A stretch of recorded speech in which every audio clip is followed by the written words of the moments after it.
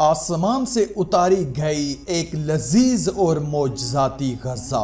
یہ کھانا بنی اسرائیل پر کب اور کیوں نازل ہوا؟ کیا یہ کھانا جنت سے آیا تھا یا زمین سے اگا تھا؟ وہ بچے کون تھے؟ جب وہ پیدا ہوتے تو لباس کے ساتھ پیدا ہوتے اور عمر کے ساتھ لباس بھی بڑھتا رہتا۔ بنی اسرائیل نے ایسی کیا نافرمانی کی کہ منو سلوہ آنا بند ہو گیا، اور اس نافرمانی کا اثر آج تک ہر طرح کے کھانے میں موجود ہے۔ دوستو، جب اللہ نے قوم بنی اسرائیل کو مصر سے نکالا اور ان کو فرعون سے نجات دی، تو بنی اسرائیل نے حضرت موسیٰ علیہ السلام کی رہنمائی میں سمندر کو پار کیا اور فرعون اپنے لشکر سمیت سمندر میں غرق ہو گیا۔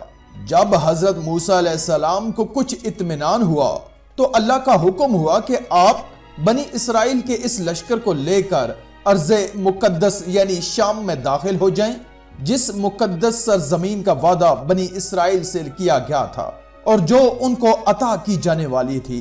لیکن اس وقت اس مقدس سرزمین پر قوم عمالقہ کا قبضہ تھا، جو بدترین کفار تھے اور بہت طاقتور جنگجو اور نہایت ہی ظالم لوگ تھے۔ حضرت موسیٰ علیہ السلام بنی اسرائیل کو ہمراہ لے کر عمالقہ سے جنگ کے لیے روانہ ہوئے، جن کی تعداد 6 لاکھ تھی۔ لیکن جب یہ لوگ ارض مقدس کے قریب پہنچے تو ان کے دل میں خوف طاری ہو گیا اور بزدلی پیدا ہو گئی۔ انہوں نے حضرت موسیٰ علیہ السلام سے کہا کہ اس شہر میں جبارین ہیں جو بہت زور آور اور زبردست ہیں، لہٰذا جب تک یہ لوگ اس شہر میں رہیں گے ہم ہرگز یہاں داخل نہ ہوں گے۔ یہاں تک کہ بنی اسرائیل نے حضرت موسیٰ علیہ السلام سے یہ کہہ دیا کہ اے موسیٰ، آپ اور آپ کا خدا جا کر اس زبردست قوم سے جنگ کریں، ہم تو یہیں بیٹھے رہیں گے۔ ان کے اس رویے پر موسیٰ علیہ السلام کو بہت صدمہ ہوا، تو اللہ نے ان کو یہ سزا دی کہ جس وادی میں انہوں نے پڑاؤ ڈالا تھا وہاں 40 سالوں تک وہ بھٹکتے رہے، مگر اس میدان سے باہر نہ نکل سکے۔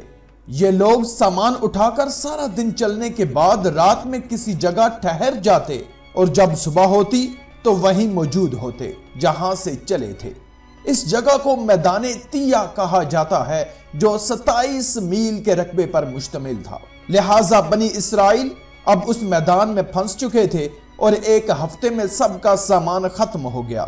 تو ساری کی ساری قوم توبہ استغفار کرنے لگی اور معافی مانگنے لگی۔ میدان تیہ میں ہونے والے اس سخت امتحان کو دیکھ کر حضرت موسیٰ علیہ السلام کو اپنی قوم پر رحم آیا۔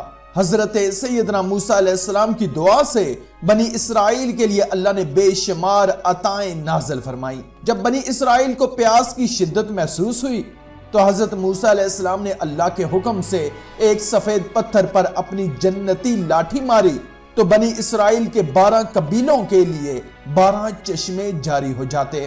کیونکہ یہ وادی وسیع میدان پر پھیلی تھی، وہاں سر چھپانے کے لیے کوئی جگہ نہ تھی، اور دن کے وقت سورج کی تیز دھوپ اور تپش سے بنی اسرائیل سخت پریشان تھے۔ لہٰذا دھوپ سے بچاؤ کے لیے اللہ کی طرف سے بہت بڑا سفید بادل بنی اسرائیل کے سروں پر منڈلاتا رہا اور سایہ بنائے رکھتا تھا۔ اس کے علاوہ بھی اللہ نے بنی اسرائیل پر بہت سی مہربانیاں کی تھیں۔ انہی نعمتوں اور مہربانیوں میں ایک منو سلوہ بھی تھا۔ اللہ نے بنی اسرائیل کے کھانوں کے لیے آسمان سے 2 قسم کے کھانے اتارے تھے، ایک کا نام من اور دوسرے کا نام سلوہ تھا۔ من شہد جیسی کوئی میٹھی غذا تھی۔ من دراصل ایک شبنمی گوند تھا جس کا ذائقہ شہد جیسا تھا۔ یہ گوند وہاں کے پیڑ پتوں پر جمع ہو جاتا تھا اور بنی اسرائیل روز صبح سویرے اسے جمع کر کے کھا لیتے، جو ہر شخص کے لیے تقریباً 4 کلو اترتی تھی۔ جو اس وقت سویا رہتا وہ اس دن کی خوراک سے محروم رہتا تھا۔ اور سلوہ ایک قسم کا بٹیر تھا۔ جب شام کے وقت ہوائیں چلتی تو ان پرندوں کے ہجوم ان بنی اسرائیل کے خیموں کے پاس آ کر بیٹھ جاتے، لہٰذا وہ لوگ ان کو بآسانی پکڑ لیتے اور بھون کر کھایا کرتے۔ منو سلوہ ایک ایسا کھانا تھا جو انتہائی آسانی سے ہضم ہو جاتا تھا، نہ قبض کرتا نہ دست لاتا، رنگ، خوشبو اور ذائقے میں بے مثال تھا، ہر طبیعت و مزاج کو موافق آتا تھا۔ اس کے علاوہ بنی اسرائیل پر اللہ کی طرف سے یہ معجزہ نمودار ہوا کہ ان کے بال اور ناخن بڑے نہیں ہوتے تھے، کپڑے پھٹتے تھے نہ میلے ہوتے تھے، اور جن بچوں کی پیدائش ہوتی ان کے جسم پر قدرتی لباس ہوتا جو جسم کے ساتھ ساتھ بڑھتا رہتا تھا۔